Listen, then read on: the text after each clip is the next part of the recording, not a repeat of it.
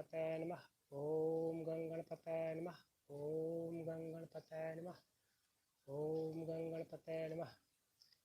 सुमुखश्चैकदन्तश्च कपिलो गजकर्णकः लंबोदरश्च विकटो विघ्नाशो विनायकः धूम्रकेतुर्गणाध्यक्षो भालचंद्रो गजाननः। द्वादशैतानि नामानि यः पठति शृणुयादपि विद्यारम्भे विवाहे च प्रवेशे निर्गमे तथा संग्रामे संकटे चैव विघ्नस्तस्य न जायते।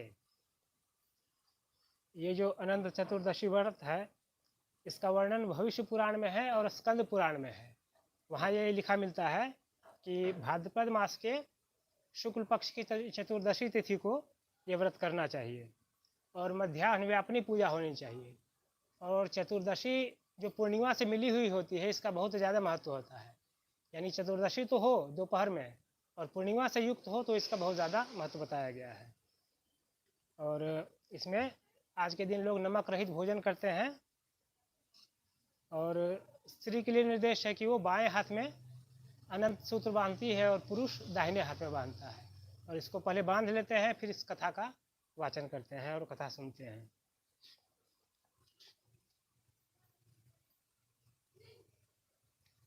कथा है इसकी, सूत जी बोल रहे हैं और बाकी ऋषि सुन रहे हैं। श्री अनंत व्रत कथा। सूत जी ने शौनक आदि ऋषियों से कहा, पूर्व समय में माँ गंगा के तट पर धर्मराज युधिष्ठिर ने जरासंध के वध के लिए राजसू यज्ञ का आरंभ किया। युधिष्ठिर ने भगवान श्री कृष्णचंद्र समेत भीमसेन, अर्जुन आदि भाइयों के साथ अनेक रत्नों से शोभित मोती जड़ी हुई स्वर्ग के तुल्य बड़ी विशाल यज्ञशाला बनवाई और उसके लिए सब राजाओं को अनेक प्रकार से जीत कर ले आए। एक समय गांधारी और राजा धृतराष्ट्र का पुत्र जो दुर्योधन नाम से विख्यात था उस यज्ञशाला में आकर प्रांगण में जल की प्रतिमा देखकर वस्त्र को ऊंचा कर उस जगह धीरे धीरे चलने लगा। यह देखकर द्रौपदी आदि स्त्रियां हंसने लगी और दुर्योधन आगे जल को भूमि जानकर उसमें गिर गया। यह सब देखकर राजा लोग और तपरूप धन वाले ऋषिगण और द्रौपदी आदि सुंदर नेत्र वाली स्त्रियां हंसने लगी। यह देखकर महाराजा धीराज दुर्योधन अत्यंत क्रोधित होकर अपने मामा शकुनी के साथ अपने राज्य में वापस जाने के लिए उद्धत हुआ। उस समय शकुनी ने अत्यंत मधुर वचन कहा कि हे राजन, आगे बहुत सारा कार्य करना है, इसलिए आप महाक्रोध का त्याग करें। हे राजेंद्र, यज्ञशाला से अपने घर चलने के लिए उठिए। तब ऐसा ही सही, ऐसा कहकर राजा दुर्योधन राजाओं के साथ देहली हस्तिनापुर जाकर राजा पांडु के श्रेष्ठ पुत्र युधिष्ठिर, भीमसेन, अर्जुन आदि को बुलाकर अपने राज्य में प्रसन्न होकर जुआ खेलने लगा। उस जुए में नहीं है छल जिसमें ऐसे पांडवों का संपूर्ण धन और राज्यादि जीत लिए। तदनंतर भ्राताओं सहित युधिष्ठिर महान विपत्तियों को प्राप्त हो जंगल के बीच वनचर जो भिल्लादिक हैं उनके सदृश रहने लगे। पांडवों के इस समाचार को सुनकर श्री कृष्ण वहां गए। सूत जी ने शौनक आदि ऋषियों से कहा कि दुख से अत्यंत दुर्बल पांडव लोग वन में रहते हैं। महात्मा श्री कृष्णचंद्र को देखकर क्रम से पूजनादिक और प्रणाम कर राजा युधिष्ठिर बोले, हे प्रभु, भाइयों सहित हमको यह दारुण दुख प्राप्त हुआ है। इस दुख रूपी सागर से हम छुटकारा कैसे पाएंगे, सो कहिए। हम कौन सा उत्तम देव का पूजन करें अथवा कौन सा व्रत करें जिससे हमको राज्य मिले? हमारा हित तो आपके ही कृपा से होगा। ऐसा सुनकर श्री कृष्ण भगवान बोले, हे युधिष्ठिर, पुरुषों और स्त्रियों के समस्त पापों को नष्ट करने वाला अत्यंत उत्तम एक अनंत नामक व्रत है जो भाद्रपद मास के शुक्ल पक्ष की चतुर्दशी तिथि को होता है। उस व्रत के अनुष्ठान मात्र से संपूर्ण पापों का नाश हो जाता है। ऐसा सुनकर युधिष्ठिर ने कहा, हे वासुदेव, आपने जो अनंत व्रत कहा सो क्या शेषनाग का अथवा अनंत नाम के नक्षत्र का व्रत है या अनंत पर ब्रह्म का व्रत है? हे केशव, यह अनंत किस देवता का नाम है, सो सत्य सत्य कहिए। ऐसा सुनकर श्री कृष्ण भगवान बोले, हे धर्मराज, अनंत हमारा ही नाम है, इसे हमारा ही स्वरूप जानो। सूर्य आदि जितने देवता हैं और कालादिक जो कहे जाते हैं, सब हमको ही जानो। और कला, काष्ठा, मुहूर्त आदि, दिन रात्रि तथा यह सब जितने शरीरवान प्राणी हैं, पक्ष, मास, ऋतु, वर्ष, युग और कालादि की व्यवस्था, सब मुझको ही जानो। यह जो मैंने कालादि कहा है, वह इस अनंत नाम से प्रसिद्ध है। वही मैं भूमि का भार अल्प करने के लिए इस समय कृष्ण नाम से अवतरित हूँ। दानवों का नाश तथा साधु पुरुषों की रक्षा के निमित्त मुझे वासुदेव के कुल में उत्पन्न जानो। आदि अंत मध्य नहीं है जिसका, ऐसे कृष्ण, विष्णु, शिव, वैकुंठ, सूर्य, चंद्र, सर्वत्र व्याप्त ईश्वर मुझको जानो। हे युधिष्ठिर, नहीं है उत्तम जिसको ऐसा। विश्व रूप जो योगी लोगों से ध्यान किया गया है, वह संपूर्ण रूप वाले अनंत हम ही हैं, जिससे 14 इंद्र, 8 वसु, 12 सूर्य, 11 रुद्र, 7 ऋषि, 7 समुद्र तथा वृक्षादि सहित संपूर्ण पर्वत हमको ही जानो। और 27 नक्षत्र, 10 दिशाएं, पृथ्वी, 7 पाताल और भूर्भुआदिक 7 स्वर्ग, ये सब हम ही हैं। इस विषय में कुछ संदेह मत करो। ऐसा वचन सुनकर राजा युधिष्ठिर बोले, हे सर्वव्यापी भगवान, अनंत व्रत का महात्म्य और विधि कहिए। अनंत व्रत का अनुष्ठान करने वाले प्राणी को क्या पुण्य और क्या फल मिलता है, वह भी कहिए। पूर्व काल में यह अनंत व्रत किसने किया और मर्त्यलोक में किसने प्रकाशित किया, कृपया यह सब विस्तार पूर्वक हमसे कहिए। युधिष्ठिर का ऐसा वचन सुनकर भगवान श्री कृष्ण बोले, सतयुग में सुमंत नामक एक ब्राह्मण था। उसने वशिष्ठ गोत्र में उत्पन्न सुंदर दीक्षा नाम की एक भृगु ऋषि की कन्या के साथ वेदोक्त विधि से विवाह किया। हे राजन, दीक्षा नाम की स्त्री से समय पाकर अनेक सुंदर लक्षणों से युक्त एक कन्या उत्पन्न हुई।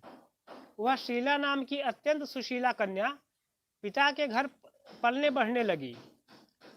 उसकी पतिव्रता माता काल ज्वर के दाह से दुखी हो और नदी के जल में प्राण त्याग कर स्वर्ग को चली गई। तदनंतर उस सुमंतु नामक ब्राह्मण ने धर्म नाम की एक दुशीला नाम की कन्या से विधि विधान पूर्वक विवाह किया। वह स्त्री नाम के ही सदृश दुष्ट स्वभाव, कर्कश वचन बोलने वाली और बड़ी प्रचंड थी। वह शीला नाम की कन्या पिता के घर गृह कार्य करने में बहुत चतुर थी।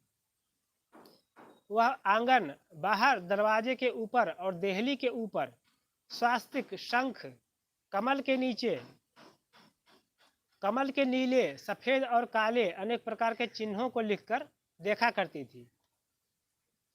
इसके अनंतर इस तरह बहुत दिन बीत जाने पर कौमार्यावस्था में प्राप्त वह शीला पिता के घर में बड़ी मंगल देने वाली हुई।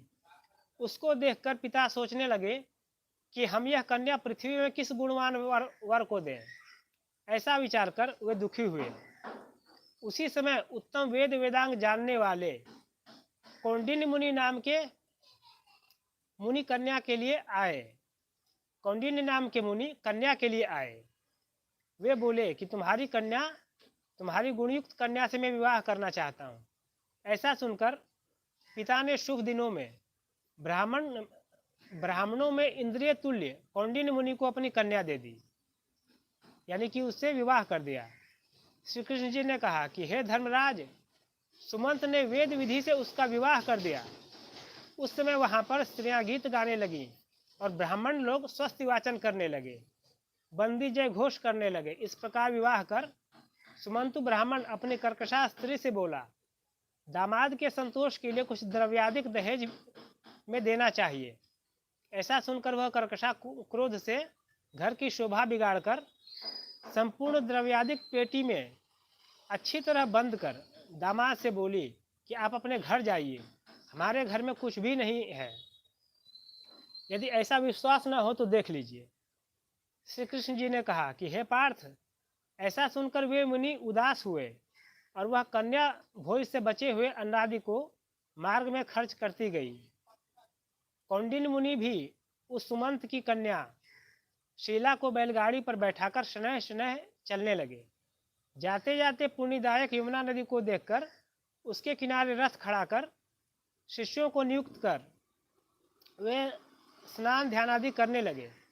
मध्याह्न के समय भोजन का समय जानकर रथ से उतरकर नदी के किनारे उस शीला ने लाल वस्त्र पहने हुए स्त्रियों के समूह को चतुर्दशी के दिन जनार्दन भगवान का पूजन करते हुए देख उनके पास जाकर स्त्रियों से वह धीरे से पूछने लगी कि तुम लोग यह क्या कर रही हो, इस व्रत का क्या नाम है।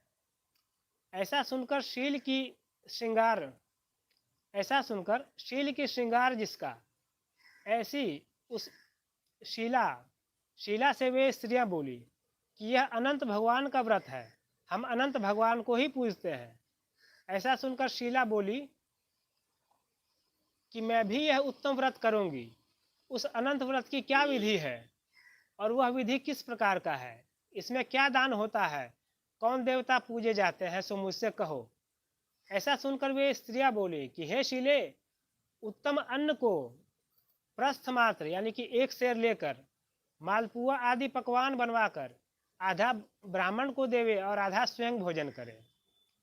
फिर कृपणता न करते हुए शक्ति के अनुसार दक्षिणा देवे और यह व्रत नदी के तीर पर करे और भगवान हरि की कथा सुने। कुशा के शेषनाग को बनवाकर बांस के पात्र में रखकर फिर स्नान कराकर मंडप के भीतर भगवान का सविधि पूजन करे।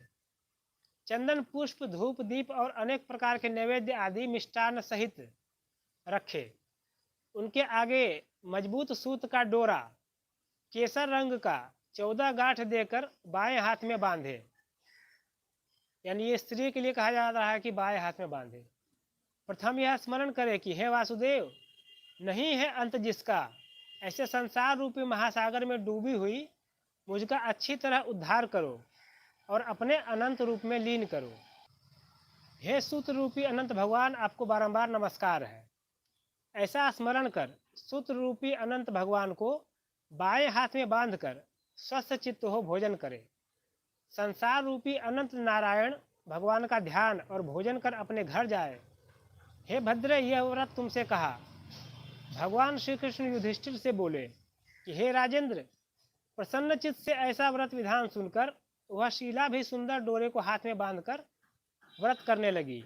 जैसे 14 गांठ देकर बाएं हाथ में बांधना है वैसा कहा, वैसा ही बांधकर अपने भोजन का आधा भाग ब्राह्मण को दे, अवशिष्ट स्वयं खाकर फिर प्रसन्न हो पति के साथ बैलगाड़ी द्वारा अपने घर को गई। तब से उसका शुभ शकुनों पर विश्वास हो गया। यह अनंत व्रत करने से गोधन धन धान्य आदि से भरपूर घर हो गया। वह सोने में ग्रथित माणिक्य और मोतियों के हारों से भूषित और अतिथि पूजन में सर्वदा व्याकुल रहती थी।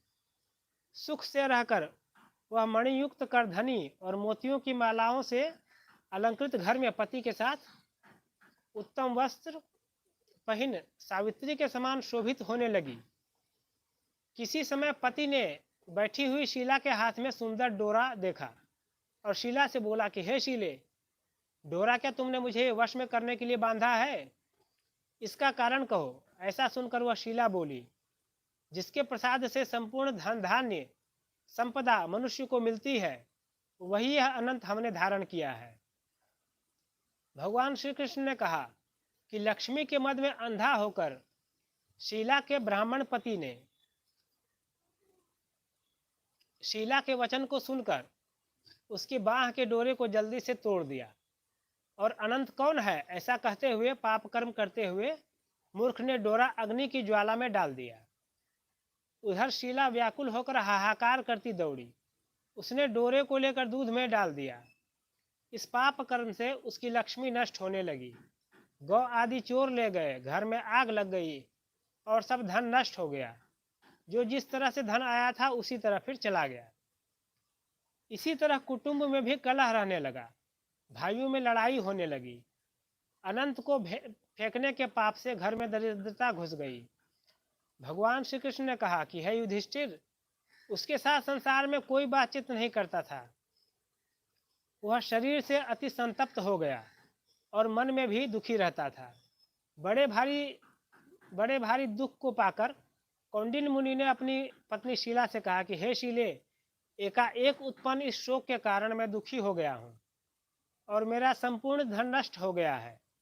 स्वजनों से कलह होता है और मुझसे कोई बात नहीं करता है।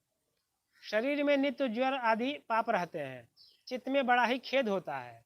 इसका क्या कारण है? तुम जानती हो तो कहो। क्या उपाय है जिससे मेरा भाग्य अच्छा हो? ऐसा सुनकर शील ही जिसका आभूषण है, ऐसे सुंदर स्वभाव वाली शीलापति से बोली, अत्यंत अनंत फेंकने के पाप कर्म से यह सब हुआ है। हे महाभाग, उसके लिए उपाय करें, तब फिर सब ठीक हो जाएगा। ऐसा कहने पर वह ब्राह्मण मन से हरि भगवान की शरण में गया। इसके अनंतर कौंडिन्य मुनि खेद को प्राप्त हो वन को गए। वहाँ वे उत्तम ब्राह्मण वायु का भक्षण कर तप करने की इच्छा से उस परमेश्वर का ध्यान करते हुए सोचने लगे, जिसके प्रसाद से मुझे धनाधिक मिला और उसके अपमान करने से मैं निर्धन होकर कष्ट को प्राप्त हो गया। मुझको अतिशय सुख दुख देने वाला धनाधिक हुआ। ऐसा चिंतन करते हुए गहन वन में घूमने लगा। वहीं पर फला फूला के एक आम का वृक्ष देखा। वह ऐसा था जिस पर एक भी पक्षी नहीं था और करोड़ों कीड़े थे। उसने आम के वृक्ष से पूछा कि कहीं अनंत भगवान को देखा हो तो हे स्वामी कहो, मेरे चित्त में अतिशय दुख है। ऐसा सुनकर वह आम का वृक्ष बोला कि हे ब्राह्मण, मैंने अनंत भगवान को नहीं देखा है। यह सुनकर वह दुखी होकर चल दिया और अनंत भगवान को कहाँ देखेंगे, ऐसा विचार करता हुआ इधर उधर घूमने लगा। इतने में बछड़े सहित एक गौ को देखा, जो वन के मध्य में इधर उधर दौड़ रही थी। भगवान श्री कृष्ण ने कहा कि हे पांडव, वह ब्राह्मण गौ से बोला कि तुमने अनंत भगवान को देखा हो तो बताओ। उसके बाद गौ बोली कि हे कौंडिन्य, मैं अनंत भगवान को नहीं जानती हूँ। उसके बाद आगे जाकर घास पर बैठे हुए एक वृषभ को देखकर उससे पूछा कि हे गोपति, तुमने अनंत भगवान को देखा है? बैल बोला कि मैंने अनंत भगवान को नहीं देखा है। उसके बाद आगे जाकर बड़ी सुंदरी दो पुष्करणियों को देखा। उन बावलियों का जल उसमें से इसमें और इसमें से उसमें आता जाता रहता था। अनेक प्रकार का कल्लोल करता और कमल, कलहार, कुमुदनी आदि के पत्तों से युक्त होकर शोभायमान हो रहा था। भ्रमर, हंस, चकोर, बगुलादि पक्षियों से सेवित उस पानी को देखकर ब्राह्मण ने उन दोनों पुष्करणियों से पूछा कि तुम लोगों ने अनंत भगवान को कहीं देखा है? यह सुनकर वे दोनों पुष्करणियां बोली कि हे द्विज, हमने अनंत भगवान को नहीं देखा है। आगे जाकर उसी तरह एक हाथी और एक गर्दभ देखा। उन दोनों से भी ब्राह्मण ने पूछा कि क्या आप लोगों ने अनंत भगवान को देखा है? ऐसा पूछकर ब्राह्मण निराश हो उस जगह बैठ गया। हे राजन, यह कौंडिन्य जीवन से निराश हो बड़ा विकल होता हुआ बहुत ऊर्ध्व श्वास लेकर भूमि पर गिर पड़ा। फिर वह ब्राह्मण होश में आकर हे अनंत ऐसा कहते कहते उठकर चित्त में यह निश्चय करता हुआ कि अब मैं जरूर प्राण त्याग दूंगा। भगवान श्री कृष्ण ने कहा कि हे धर्मराज, उस ब्राह्मण ने प्राण देने के लिए वृक्ष में फांसी लगा ली। उसी समय दयार्द्र हृदय अनंत भगवान की भी प्रत्यक्ष हो एक वृद्ध ब्राह्मण का रूप धारण कर बोले कि यहाँ आओ। उसी समय कौंडिन्य का हाथ पकड़कर गुफा में ले गए। उस गुफा में कौंडिन्य मुनि ने एक नगर देखा, जिसमें बड़े ही रूपवान स्त्री पुरुष विद्यमान थे और शुभ दिव्य सिंहासन पर भगवान बैठे थे, जिनके अगल बगल शंख, चक्र, गदा, पद्म और गरुड़ शोभायमान हो रहे थे। कौस्तुभ मणि धारण किए, वनमालादि अनेक प्रकार के आभूषण धारण किए विश्वरूप अनंत भगवान को उस कौंडिन्य मुनि ने देखा। अतिशय प्रकाशमान स्वरूप वाले भगवान को देखकर उनके आगे उच्च स्वर से बोला कि हे प्रभु, आपकी जय हो। ऐसा कहकर तथा प्रणाम कर बोला कि हे नाथ, हे पुंडरीकाक्ष, हम पाप रूप पाप कर्म करने वाले, हमारी आत्मा पाप रूप है और हम पाप से ही उत्पन्न है, रक्षा करें। आप मेरे संपूर्ण पापों को हरने वाले हैं। उस मुनि का वचन सुनकर अनंत देव भी बड़े कोमल वचन से बोले कि हे विप्रेंद्र, डरो मत, जो तुम्हारे मन में हो सो कहो। ऐसा सुनकर कौंडिन्य ऋषि बोले कि हे प्रभु, मैंने धन से उन्मत्त हो अनंत का डोरा तोड़ दिया। उस पाप कर्म से मेरा धन नष्ट हो गया। घर में अपने कुटुंबियों से कलह होता है, जिस प्रकार मुझसे कोई नहीं बोलता। इस तरह दुखी हो आपके दर्शन की इच्छा कर मैं वनों में भटक रहा हूँ। हे देवेंद्र, आपने कृपा कर अपना दर्शन दिया। अब मुझ पर दया करके उस पाप की शांति का उपाय कहिए। श्री कृष्ण महाराज बोले कि युधिष्ठिर, भक्त से प्रसन्न हो देवता क्या नहीं करते। ऐसा उत्तम ब्राह्मण का वचन सुनकर अनंत भगवान बोले कि हे कौंडिन्य, तुम विलंब मत करो, अपने घर जाओ और भक्ति से 14 वर्ष तक अनंत का व्रत करो। इससे संपूर्ण पापों से छुटकारा, पुत्र पौत्र को उत्पन्न कर तुम इच्छित भोगों को भोग उत्तम सिद्धि प्राप्त करोगे। अंत में मेरा स्मरण कर मुझको बिना संदेह के प्राप्त हो सकोगे। इस संपूर्ण लोगों के कल्याण के लिए तुमको वरदान देते हैं। यह शीला का अनंत व्रताधिक श्रेष्ठ आख्यान और कल्याण करने वाला अनंत व्रत जो प्राणी सुनकर किया करेंगे, वे शीघ्र पापों से छूटकर परम गति को प्राप्त होंगे। अनंत देव ने कहा कि हे ब्राह्मण, मेरे पास जिस मार्ग से तुम यहाँ आए हो उसी मार्ग से जल्दी से घर को जाओ। ऐसा सुनकर कौंडिन्य मुनि बोले कि हे स्वामिन, मैं जो पूछता हूँ सो बताइए। जंगल में घूमते घूमते मैंने कुछ कौतुक देखा। हे जगत गुरु, वह कहो। वह आम का वृक्ष कौन था? वह गौ कौन थी? वह वृषभ कौन था? और कमल कुमुद कहार से सुशोभित परम सुंदर बड़े जंगल में मैंने दो पुष्करणियां देखी है, सो क्या थी? वह गधा कौन था? वह हाथी कौन था? और उत्तम वृद्ध ब्राह्मण कौन था? अनंत देव बोले कि वह आम का वृक्ष वेद विद्या को अच्छी तरह जानने वाला ब्राह्मण था। उसने शिष्यों को विद्या नहीं दी, इसलिए वह वृक्ष हुआ। और जो गौ देखी थी वह बीज को खाने वाली पृथ्वी थी। और जो घास पर वृषभ देखा था वह सत्यनारायण धर्म था। और धर्म अधर्म आदि जो कुछ भी परस्पर देती और लेती रहती है, उस वेद पाठ वाले ब्राह्मण को नहीं दिया है। भिक्षुओं को भिक्षा नहीं दी। उस पाप कर्म से उन दोनों का जल आपस में इधर का उधर होता रहता था। गधा जो देखा वह क्रोध था, और वह जो हाथी था सो अभिमान रहा। वह ब्राह्मण जो रहा सो अनंत हम ही हैं। और गुफा जो था वह कठिन संसार है। अनंत देव ऐसा बताकर उसी जगह अंतर्धान हो गए। यह सब स्वप्न के समान देखकर उस जगह से मुनि अपने घर को आए और 14 वर्ष तक अनंत व्रत कर जैसा अनंत देव ने कहा था वह सब सुख भोग कर अंत में वह अनंत देव का स्मरण कर अनंत लोक को चले गए। हे राजर्षि, तुम भी यह व्रत कथा सुनो और व्रत करो।